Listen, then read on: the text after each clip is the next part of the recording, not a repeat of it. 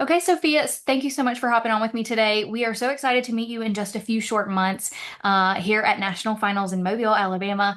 But before that, you had an entire process, an entire journey to get where you are today, and we want to know how you did that. So, what sparked your interest in DYW, and why is this something that you wanted to be a part of? Yeah, so my cousin was actually Montana's Distinguished Young Woman 4 years ago, and my sister competed it in Distinguished Young Woman for North Dakota when she was a senior. And they both loved the program, mainly for the scholarship opportunities that you get gifted, earned. But just being able to see the leadership roles that they got to fulfill and the opportunities that it gave them, that's what really sparked my interest.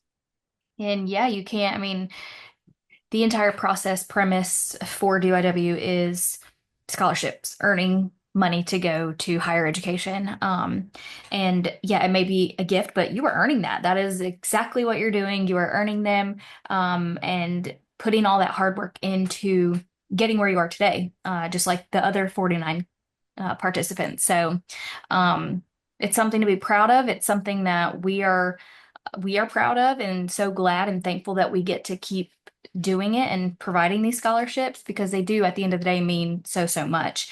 But aside from the scholarships, you're getting so much out of the program. New skills, meeting people, networking, um, learning what it really takes to kind of be out in the real world and figure things out. But of course, with guidance along the way. So there's so many perks and benefits to doing Distinguished Young Women, and that's a message that we really want to get out there and what we want young girls to understand about the program so that we can continue to provide these scholarships and ways to just be a better person.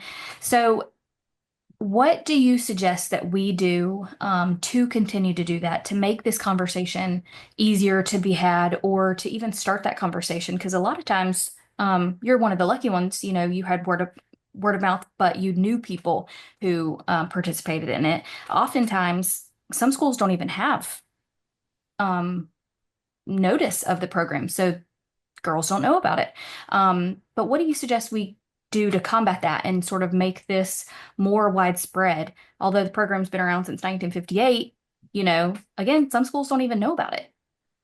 Right. I really believe that this organization is just really phenomenal and it gives young girls like me so many new opportunities and it opens so many doors. But I feel like for me and teenagers, social media is just so accessible and it's just literally at our hands. And just being able to really push it out there would probably be my number one suggestion.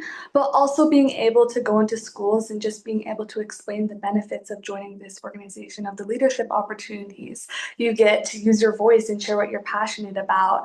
And the scholarships as well. These are all the components that I feel like what make the organization itself, and it's just super important. And going into that classroom, it's good to get that one-on-one contact with people because it's going to get through to them. I feel like it's one thing to see it, hear it, but being able to be in person and explain it and give firsthand experience is just so important, and it really just encourages people to get out there and put themselves to work.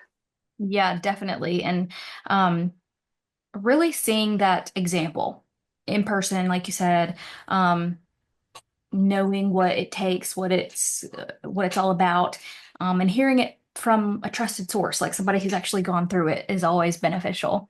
So where do you get confidence to do something like this? I think a lot of times girls are scared or intimidated, um, and they just lack that confidence to take the jump, just to get started.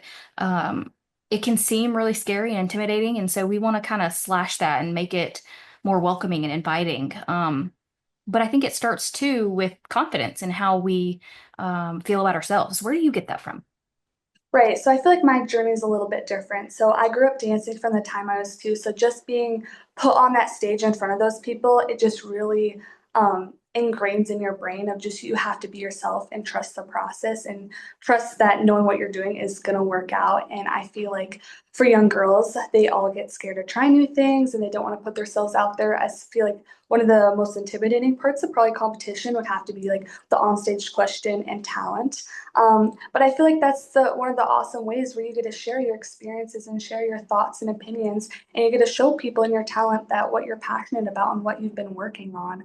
Um, and I feel like seeing the positive side of it and giving them insight of just putting yourself out there and working hard towards your goals is something that's like super, super important. Yeah, definitely. It's important to know you're capable. And I think that's kind of where it really starts. And um, obviously, hearing it from other people, having people be confident in you definitely helps. But at the end of the day, it's up to you to kind of build it foundation up and be the person that you want to be. And this is a program where I think some people may see it on the outside and say, I can't do that. I don't have a talent. I can't do that on stage question. Fitness, what? I don't work out. I can't do that. There's all these like negative self-talks and like Right. they can't do it, like they're not capable. But you come into this program to learn how to do these things. And there are people that teach you how to do these things. So whether you're great at push-ups or great at public speaking, um, you may lack in something else. And that's something that you will get the chance to learn and do it during this program, through the course of doing it. So you kind of all pretty much come at the same starting point. It's kind of up to you where you go and how you finish, um, which is another very cool part of it. You're kind of competing against yourself, in a way. But Right. our theme this year is ripple effect and how one small gesture can make such a big difference, a big impact. And it starts at so many different levels. So, of course, the participant and how you participating may spark interest in somebody else to participate, kind of like your sister and cousin, I think you said, and volunteers. So somebody volunteering may be the entirely sole reason for a program even getting off without a hitch. Like their presence couldn't have made it, wouldn't have made it happen. To our sponsors. And without their support and dollars for the program, we don't have scholarships. So those small, seemingly small gestures have such a profound meaning, and is how Distinguished Young Women even survives.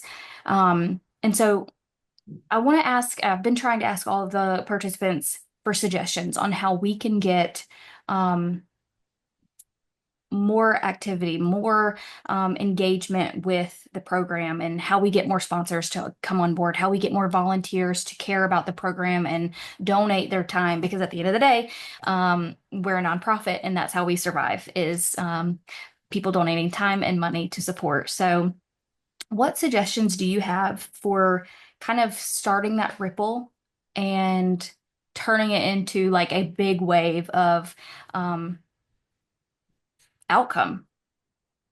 Right. So I feel like it's super important to get yourself involved in the community and even have those community activities where you're able to share what DYW is about and engage those sponsors. And you get to see like teams like me and the rest of the state title holders of what we're learning and what we're gaining and the good life experiences we have. And I feel like that's going to really help and gain sponsorships and gain leaders and gain girls in this program. I feel like it's really important. You see the growth that happens within yourself. Lots of girls are really intimidated to start this. I mean, I was really scared to be able to go on stage and share my opinion and do an interview. That's something that's probably not very comfortable for everyone, especially myself. But yeah, you see the growth of this organization, you see the growth within yourself, preparing you for those next life steps, and that's super important. And if anyone in the community could see that, I think that they'd be most certainly willing to donate and to get involved in the organization. I feel like one of my ripple effects is I actually started a kindness closet in my school, and I just thought it'd be a fun little service project to do. my senior year, and it's free of charge personal care products and items like that. And that's really sparked the whole school to pitch in and give back to those who may be in need of those items. And I feel like that's what we can do with Distinguished Young Women as well, Yeah, is to start those it little ripple effects. exactly. It starts with such a small gesture and then it can turn into something so much greater. Um, and that's incredible. So kudos to you for even having the idea to start that project and having the dedication and motivation to keep going because as you can see firsthand, the impact that it's had on those people around you. Okay, so we have national finals coming up so fast in June. Um, I'm sure you've never been to Mobile, Alabama, maybe not even Alabama at all. Can't say I have. So it's going to be quite an adventure for you and the rest of your peers, but it's going to be so much fun. You're going to see so much, learn so much, and of course, there's going to be some hard work. That's part of the entire process.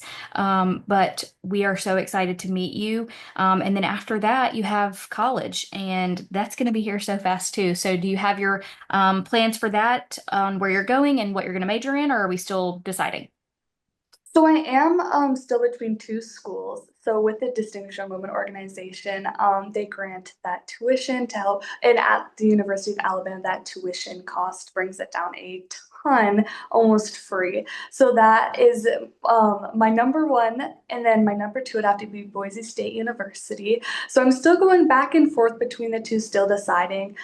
Within the next week, I'll have to decide with those deadlines coming up, but I'm going to major in nursing, and I've been accepted into both the honors colleges, which I'm super excited about just to be on the same page with students. I feel like college life can be like kind of crazy, and like you can lose what the inside of what you're actually there for. So it's going to be nice to like stay on track with students that are like me and have the same goals as me.